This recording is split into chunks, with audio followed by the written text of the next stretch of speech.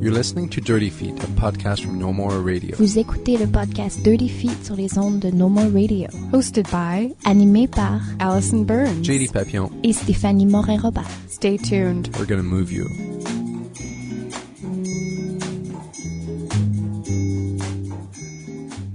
Bonjour tout le monde, bienvenue au 127e épisode de Dirty Feet. Donc avec nous aujourd'hui, on va parler d'un tout nouveau projet en fait qui est en cours d'élaboration. Donc c'est le projet Laboratoire Vivant 2. On avait déjà parlé de Laboratoire Vivant, une autre édition en fait qui avait été présentée à Zonoma avec le créateur et fondateur Sébastien Talbot. Ça c'était il y a 2 ans, je me souviens bien. Oui. Bonjour Seb, ça va bien? Et toi? Donc, avec nous, bien sûr, il y a Allison Elizabeth Burns, Stéphane Morin-Robert, Sébastien Talbot et moi, Jean-Daniel Papillon. Donc, c'est ça, Seb. En fait, le Laboratoire Vivant, c'est un projet que tu continues, mais d'une nouvelle itération d'une certaine façon. Est-ce que tu pourrais nous parler un peu? C'est quoi d'abord le Laboratoire Vivant? Comme tel? Oui. Déjà, on va commencer par Laboratoire Vivant comme tel. Dis-toi qu'en ce moment, ça s'aligne pour être en fait une série de projets que moi je lance dans le but de pouvoir, dans le fond, faire de la recherche sur le terrain sur dans le fond, c'est quoi un show, c'est quoi l'interaction entre les performeurs, le public, le matériel chorégraphique, les artistes qui y participent. Mes projets Laboratoire Vivant, en fait, quand je les organise, c'est pour ça. Là, tu vois, ça, c'est mon 2e Laboratoire Vivant. Le premier, c'était le Laboratoire Chème Collectif que j'ai présenté en 2011 à Passerelle 840, dans lequel, dans le fond, je testais, dans le fond, comment est-ce que des lecteurs MP3 peuvent servir pour guider du public en direct qui danse sur scène en même temps qu'une chorégraphie. Là, mon Laboratoire Vivant 2, c'est plutôt de voir, OK, comment est-ce que je peux me servir d'un outil technologique pour amener le public à composer de la chorégraphie sur des interprètes. Puis là, tu vois la version sur laquelle que je travaille, pour laquelle on présentait un bêta-test ce jeudi soir. J'ai continué à travailler sur le système de création en direct. Là, je te parle pas du logiciel comme tel, mais plutôt du jeu de création que interprètes et créateurs ont fait en studio ensemble, de placer dans le temps puis dans l'espace des séquences chorégraphiques, puis se donner des indications sur comment interpréter ces séquences-là. Cette étape-là du jeu comme tel, en ce moment, je suis en train de mieux la définir, de la raffiner, puis en ce moment, le système que j'ai est plus complexe que le logiciel. Fait que là, tu vois en ce moment, le but du bêta qu'on va faire ce jeudi, c'est, dans le fond, j'ai mes programmeurs qui vont venir avec le public. Ils vont jouer avec nous autres comme du public normal.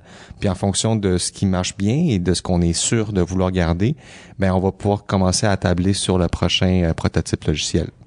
Donc, quand tu parles de programmeurs, en fait, tu parles vraiment de gens qui vont avoir un impact direct sur... On parle de gens qui font de la programmation. Là, je parle de Pierre Tachereau, entre autres, qui est un de mes amis, qui a fait une formation en programmation, entre autres, qui est aussi rôliste et storyteller en tout cas dans le milieu du jeu de rôle. Les gens connaissent la terminologie. Puis aussi Guillaume Séguin-Bourgeois, que j'espère qu'il va pouvoir revenir nous voir en studio. C'est lui qui avait mis au point le premier programme. C'est un ancien de chez Ubisoft, donc c'est 2 professionnels de leur milieu. Ils savent très bien c'est quoi les outils qu'on peut utiliser, puis c'est quoi qui est possible en fait. Puis le programme tel compte, ça crée de façon aléatoire des séquences de mouvement, ou est-ce que c'est très structuré, ou que toi, mettons, en tant que créateur, décide vraiment l'ordre des séquences ou ce qui va arriver, mais c'est plus les interprètes qui sont pas au courant. Donc c'est qui contrôle, c'est qui le marionnettiste? Ok, je comprends ta question. J'en profitais en même temps pour te donner un aperçu de comment est-ce que l'événement s'organise dans le temps en termes de soirée. En fait, le programme comme tel, il sert à représenter schématiquement ton écriture chorégraphique. Autrement dit, la personne qui interagit avec le programme se sert du programme pour écrire en direct une partition. Puis là, on parle vraiment d'une partition comme d'une partition musicale où est-ce que tu as des symboles, des mots qui représentent dans le fond, la séquence chorégraphique, sa façon d'être interprétée, puis ultérieurement le timing, puis aussi les trajectoires spatiales. Donc, dans le fond, tu te sers de l'outil pour pouvoir écrire avec, puis écrire d'une façon que l'interprète à côté va pouvoir lire, comprendre, et après ça, exécuter. Après, en ce moment, la façon dont le test fonctionne, les séquences chorégraphiques de base, on les prépare au préalable. Puis c'est pas moi qui l'écris, c'est les interprètes qui, eux autres, ont choisi les phrases chorégraphiques qu'elles allaient danser, puis la façon de le faire. Moi, j'étais juste là pour, dans le fond, les aider à clarifier ces séquences-là, puis les pratiquer et appliquer les différents paramètres de jeu sur ces séquences-là. OK, parfait. Donc, c'est pas, le seul générateur aléatoire qu'il y a dans le jeu, c'est l'interprète. Puis ça, c'est quand l'interprète décide de comment qu'elle applique un paramètre. Tant et aussi longtemps qu'elle n'a pas une indication spécifique de la part du public. Puis tout le monde porte des écouteurs. C'est vraiment pour donner un aperçu parce que j'ai jamais vu le. Pas dans cette version-ci. C'est pas d'écouteurs. En fait, tu vois, là, ce qu'on va faire jeudi soir, c'est en direct, autrement dit. Le logiciel est présenté, mais on sert d'un tableau noir, d'un tableau avec un crayon pour l'instant pour représenter les étapes suivantes de programmation. Fait qu'en gros, je dessine sur le tableau à quoi devrait ressembler le logiciel, puis les gens interagissent avec moi et me disent qu'est-ce qu'ils veulent mettre sur le tableau. Puis les gens, c'est vraiment le public. Exactement. Donc, il y a un contrôle un peu direct sur ce qu'ils vont voir. Oui. Ben en fait, au départ, la façon dont j'organise ça, c'est que je commence par présenter le matériel graphique. On présente aussi les différents paramètres d'interprétation. On s'assure que le public comprenne un minimum. Puis après ça, je leur montre un exemple de comment servir du jeu. Une fois que ça c'est clair, ça fait 15 minutes que la soirée est commencée. Après ça, le public peut s'essayer à faire différentes versions de différentes chorégraphies, en fait. Puis l'élément de technologie a toujours été présent dans votre travail? Dans ce travail-là? Mais dans oh my God. les expériences dans le passé aussi?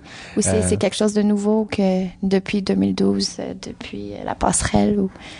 en fait, si je repense au matériel chorégraphique sur lequel j'ai travaillé dans le passé, je peux dire que ça a toujours été présent. D'une façon ou d'une autre, c'est que je trouve ça... J'ai une formation en musique à la base. Puis j'étais habitué d'avoir à gérer des cossins qui font du son. Ouais, puis on revient aussi à la partition. Puis... Oui, exactement. Puis moi, je me suis rendu compte que pour structurer un show quand je crée, parce que ça c'est vraiment personnel comme créateur, que d'avoir à créer une partition, donc un timeline, donc le déroulement dans le temps d'une soirée, d'un show, mais ça m'aidait justement à structurer puis à clarifier un spectacle en cours de création. Puis tu vois, dans le fond, mon premier projet, ça a fait en sorte que c'est comme ça que je m'étais fait une liste de cues pour allumer ou fermer des spots que j'avais traînés en studio. À quel moment est-ce que je mettais du faux sang sur scène sur l'interprète, toute une gestion de barges de plastique. En tout cas, les gens qui ont vu le projet savent de quoi je parle. Puis ça, c'est mon premier projet. Puis il y avait effectivement une grosse composante de logistique avec la technologie à gérer en direct.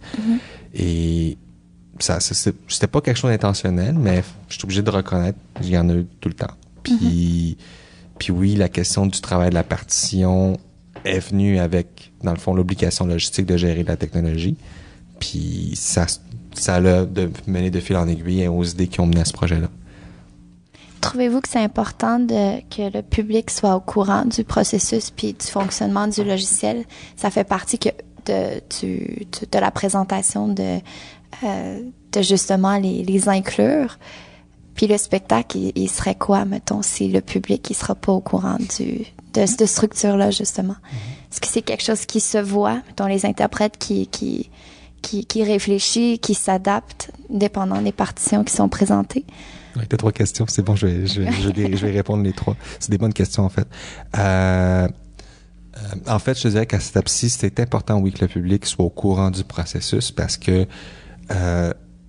les gens du public que j'invite en studio, je les invite pour nous donner un coup de main à mettre au point le prochain logiciel. Et pour ça, il faut qu'on se mette toute la gang dans l'eau chaude puis qu'on essaie des choses puis qu'on joue, en fait. Et pour jouer de façon cohérente puis ça fasse du sens, mais il faut que les gens qui jouent savent c'est quoi les règles. Puis en ce moment, j'ai pas une grosse infrastructure logistique pour encadrer les gens pour qu'ils puissent rentrer dans le dispositif comme ça sans savoir trop qu'est-ce qu'ils doivent faire puis deviner sur le tas. À ce moment, j'avais pu le faire parce que j'avais mon mode de fonctionnement en salle, mon jeu était parfaitement adapté au logiciel. Là, en ce moment, mon logiciel n'a pas encore bougé parce qu'on a mis une pause en termes de création numérique pour plus travailler sur la création chorégraphique. Là, mon système de jeu en création chorégraphique est trop avancé pour mon logiciel. Fait que là, faut qu'on travaille à la mitaine. Donc, il faut que les gens s'imaginent comment le logiciel va fonctionner. Donc, pour ça, il faut qu'ils savent comment il fonctionne. Mais après ça, l'étape d'après, pour moi, c'est d'arriver finalement à un logiciel qui est fini, qui est complet, idéalement même avec des tutoriels. Autrement dit, des vidéos explicatives en direct qui, à chaque étape, va t'introduire un nouvel outil, une nouvelle façon d'interagir avec le logiciel, qui, en fait, te sert juste d'intermédiaire entre toi puis l'interprète qui est sur scène, en fait.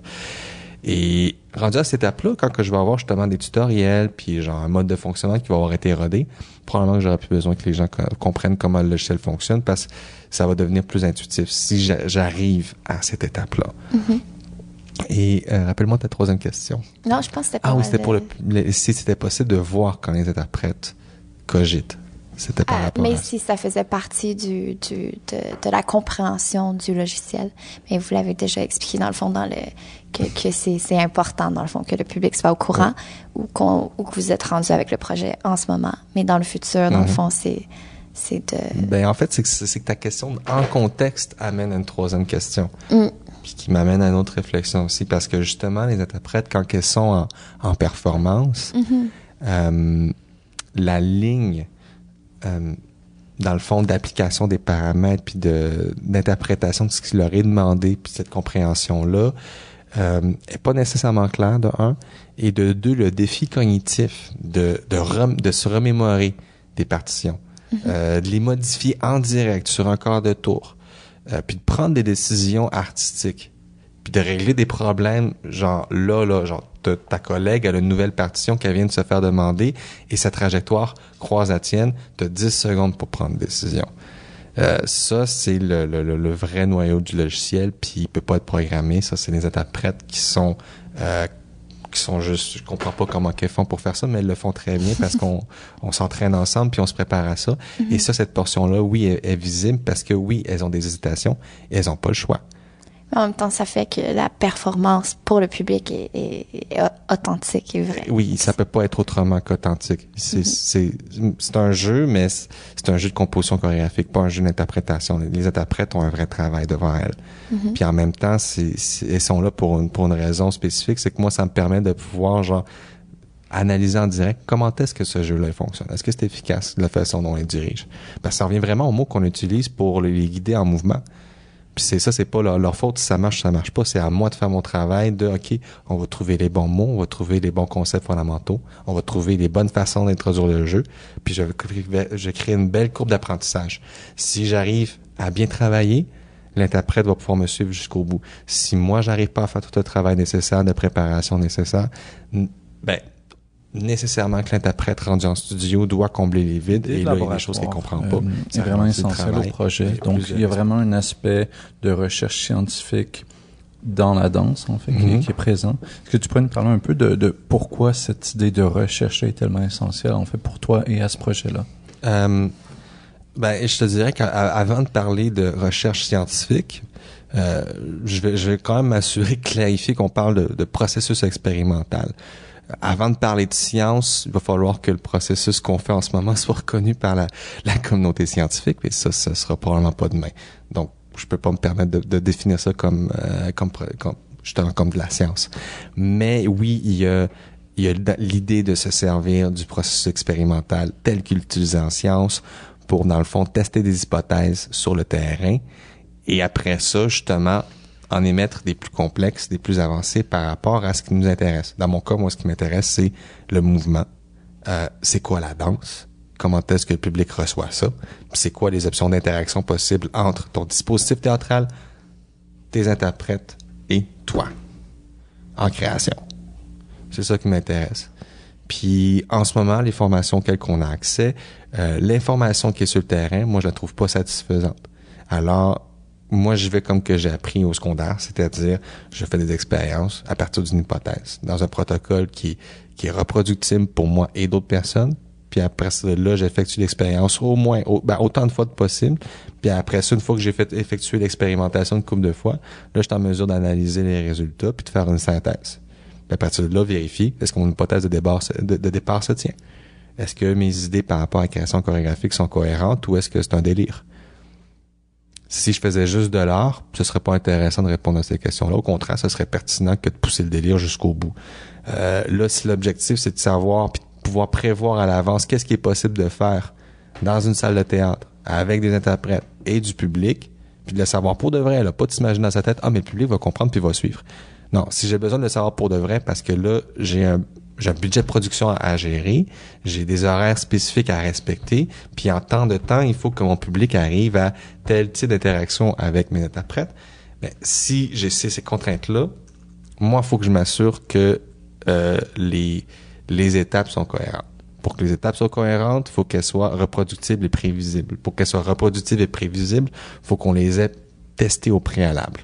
Ça, c'est les tester, c'est faire les expérimentations avec un mode de fonctionnement spécifique, des outils spécifiques, des mots qu'on a sélectionnés à l'avance. On déroge pas de ces mots-là, on n'en crée pas sur le tas des nouvelles, on crée pas de nouveaux paramètres en studio.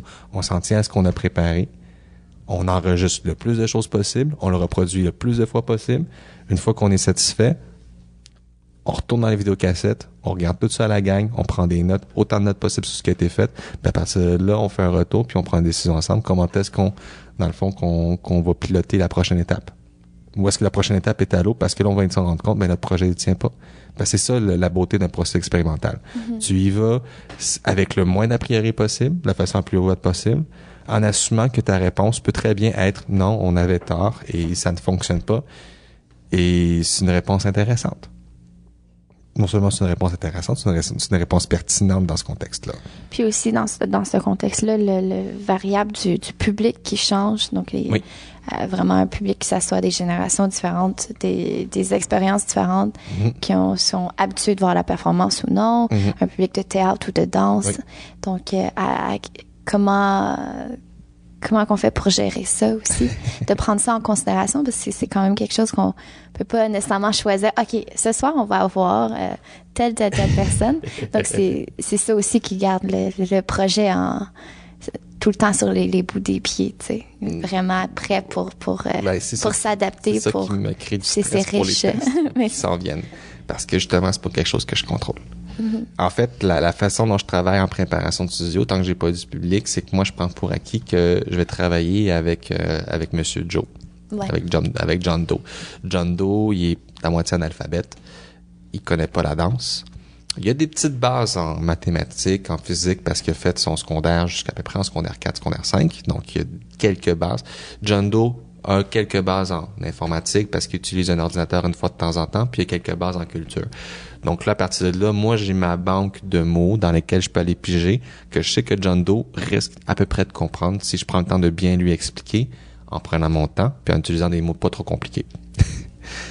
Et quand j'essaie de définir un paramètre et de le mettre en application, je me mets toujours dans l'idée de il va falloir m'emmener l'expliquer d'une façon très simple. Et c'est à partir de cette idée-là que je pense la structure du logiciel, la structure graphique. Il faut vraiment que ce soit clair. Il faut qu'en un coup d'œil, un être humain moyen soit en mesure de comprendre intuitivement comment ça marche. Autrement dit, il faut que je regarde ce qui existe comme logiciel déjà sur le terrain.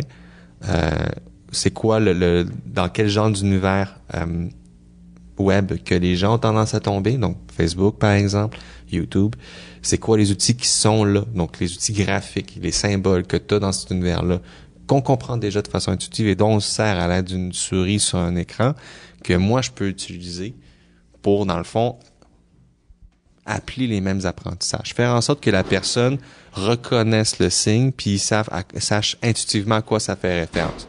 Si je dessine une souris sur un tableau, puis après ça, je déplace la souris d'endroit en l'effaçant puis en la redessinant à différents endroits, ben un enfant de 5 ans va comprendre que je suis en train de bouger une souris sur un tableau virtuel. Puis quelqu'un de 20 ans va probablement le comprendre aussi puis trouver ça drôle. La madame de 50 ans va probablement le comprendre à peu près aussi. Elle trouvera pas ça drôle, elle va trouver ça intéressant. Ça, c'est vraiment les différents générationnels. Mais jusqu'à 60 ans, les gens ont tous interagi avec assez d'ordinateurs dans leur vie pour avoir une base culturelle commune sur laquelle on peut travailler. Donc, c'est des points de référence qui rend le travail accessible. Oui. Oui, mais en même temps, c'est un anti-travail quand tu le prends de cette bord-là. Comme artiste, il faut absolument que moi, je me retienne en permanence. Au sens que je peux pas innover tant que ça en termes de symbologie, de sémiotique. Je peux pas commencer à m'imaginer un programme qui devrait utiliser des hologrammes, par exemple. J'ai pas accès aux outils, les gens comprendraient pas. Et j'ai pas non plus la patience pour apprendre la programmation, pour pouvoir programmer de l'hologramme, par exemple. Donc ça, c'est des limitations de base.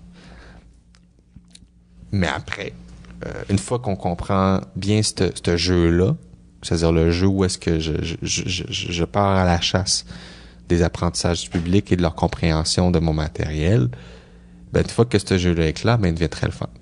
Mhm. Mais ça limite. Après ça, moi, il faut que je m'en tienne à ce qui est clairement identifiable. Mais du coup, quand je vais voir des shows, mais c'est ça que je regarde. C'est quoi les protocoles de création que les gens de notre milieu utilisent de façon plus ou moins consciente, voire de façon intuitive, qui sont simples, que tout le monde peut reconnaître et qui créent des formes que les gens associent à de la danse puis de la chorégraphie. Puis là, on parle beaucoup de programmation. Vous avez parlé un peu des collaborateurs, les gens qui ont participé à ce niveau-là. Il y a qui d'autre dans l'équipe où vous travaillez avec qui en ce moment? En ce moment, on parle surtout d'une équipe d'interprètes. Ça, c'est des interprètes avec qui je travaille depuis...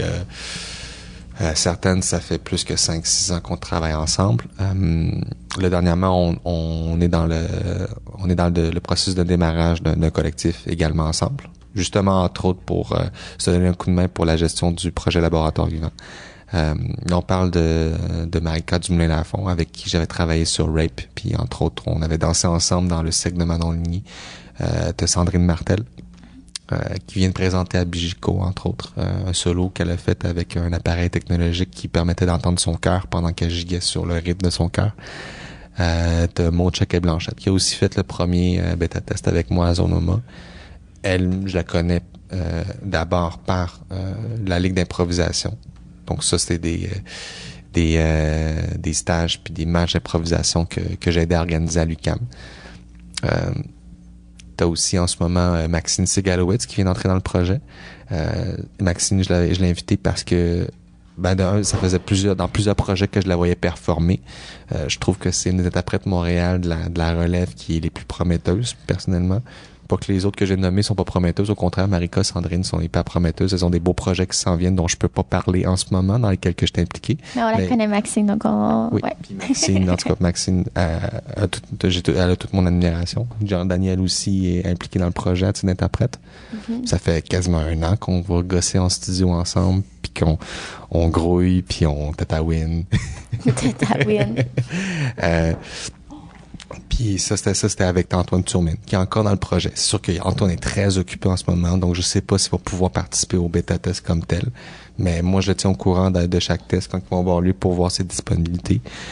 Il y a aussi Vanessa Léger, qui est une autre amie de longue date de l'UQAM, avec qui qu'on a fait justement la Ligue d'improvisation, qui s'est joint justement avec, en même temps que Jean-Daniel, Maxine et d'autres interprètes au projet, plus au courant de l'automne. Puis là, tu vois, t'as aussi, j'essaie de me rappeler, oui, Maya, Maya Millet, la magnifique Maya, qui est une autre interprète encore de l'UQAM. Elle n'avait pas eu les moyens de participer à la Ligue d'impro à ce moment-là, mais on s'est connus plus par le travail d'Anna Roiran, par exemple. Mm-hmm. Anna, qui était justement dans la Ligue d'impro. Une bonne amie à moi depuis un certain temps. Là, on a une petite période un peu plus froide entre moi et Anna parce qu'on a eu des débats, mettons. Donc, des différends qui vont continuer à débattre dans le temps. Puis il y avait Anna au début, mais là, justement, en ce moment, on a eu un débat. Donc, il faut qu'on règle des questions entre moi puis elle avant de pouvoir voir qu'est-ce qui s'enligne ensuite. Mm-hmm. Et Julia Barrette-Leperrière, qui fait partie de ce bêta-test également. Oui, exact, oui. Qui m'aide aussi beaucoup en termes de pensée logistique. Parce que Julia, c'est quelqu'un d'excessivement bien organisé. Fait que du coup, quand je propose des choses ou que j'ai des idées en termes d'organisation, c'est une des premières à donner son opinion. Puis je l'encourage à faire comme ça. Puis des fois, on n'est pas d'accord. Ça, c'est super intéressant parce que là, on a... C'est partie de la game. C'est pas juste ça, c'est que là, ça veut dire que là, t'as 2 hypothèses sur comment régler un problème quand t'as 2 personnes qui sont pas d'accord. Mm-hmm. Ça veut dire que t'as plus de chances de trouver la solution. Mm-hmm. Puis quand on débat, moi puis je c'est ça. Puis ça prend quasiment un logiciel, non seulement pour le spectacle, mais aussi pour la logistique ça s'appelle Facebook. Ouais, un groupe Facebook. Puis prochainement, on pourrait... y a-t-il un moment où on va pouvoir vivre ça en vrai, prochainement, bientôt? Ce jeudi, c'est à 7h au département de danse de l'UQAM. C'est au local K3220, donc c'est au 3e étage. À la base, c'était censé être dans l'ancien Tangente, le 40-50. Malheureusement, d'autres activités de l'UQAM ont priorité sur nous, donc là, on se retrouve à être relégué au 3e étage. Mais c'est là qu'on va tester dans le fond, le système de composition chorégraphique en direct. Puis essayer de voir c'est quoi les jeux qu'on peut faire ensemble. En ce moment, c'est ça l'étape. C'est j'ai du matériel chorégraphique, on a des paramètres, les interprètes sont prêts, sont entraînés. Le jeu est fonctionnel. Puis là, c'est de voir c'est quoi les variations qu'on peut faire avec ce jeu-là. C'est quoi les tableaux que je peux créer pour du public qui apprend un peu de la même manière que dans Mario Bros. Mais ton premier tableau, t'apprends un peu c'est quoi sauter, c'est quoi déplacer, qu'est-ce que les champignons ils font, comment tu fais pour avoir des balles de feu. Puis après ça, le deuxième tableau, là, t'arrives dans le monde du terrain, là, ça devient plus complexe. Puis à chaque tableau, le niveau de difficulté augmente. Moi, je crois qu'on peut se servir de ce genre d'idée-là pour justement créer une belle courbe d'apprentissage sur c'est quoi la chorégraphie. Puis moi, j'introduis les paramètres de façon progressive. Cool. Ça, pour le monde qui vont vouloir suivre l'évolution du projet, parce que, bon, ça, c'est un laboratoire, c'est sur une longue période de temps, c'est pas une seule présentation. Non. Pour suivre, en fait, l'évolution du projet, les ressources qui sont disponibles, il y aurait quoi exactement? Il y a un groupe Facebook? En ce moment, tu vois, c'est parmi le travail qui est à faire là, en vue de l'organisation du deuxième bêta-test. C'est commencer justement à travailler sur plus l'identité du projet comme tel et des artistes qui participent, donc du collectif. En ce moment, je suis déjà en train de travailler avec un ami qui est justement programmeur web pour justement mettre au point un site web. Puis justement dans le but de partager nos archives, nos traces, quand est-ce que les événements ont lieu. Le site n'existe pas encore malheureusement. On est en pleine élaboration, puis justement, je me suis servi de la résistance qu'on avait faite plus tôt en février, puis le bêta-test qu'on vient de faire pour justement avoir du matériel photo et vidéo à diffuser. Mais dans l'intervalle, en ce moment, on a une page Facebook, c'est la page du collectif Bang Bang le collectif. Et c'est sur cette page-là, dans le fond, qu'on affiche les différents événements qu'on va organiser. Excellent. Puis ça, juste pour rappeler à tout le monde, ça va être ce jeudi, le 23 avril, au département de l'UQAM, à Montréal, bien sûr. Exactement. Merci beaucoup. C'est au 840 rue Chérier.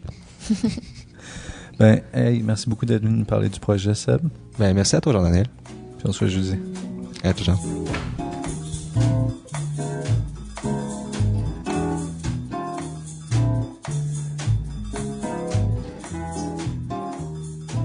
Dirty Feet was previously recorded at the Montreal Improv Theatre and is currently recorded out of Mainline Theatre. Thanks, dudes. Dirty Feet est produit et animé par Produced and hosted by Allison Burns JD Papillon. et Stéphanie Moret-Robert. You can find out more about our show at nomoreradio.com, follow us on Twitter at Dirty Feet, and find us on Facebook at Dirty Feet Podcast. Vous pouvez écouter tous nos épisodes sur notre site web ou vous pouvez vous abonner également sur iTunes à notre podcast. Listen to past episodes on website or subscribe to the podcast on iTunes. While you're there, be sure to give us a rating and or leave a comment to help us spread the word. Tune in next week for a whole new show.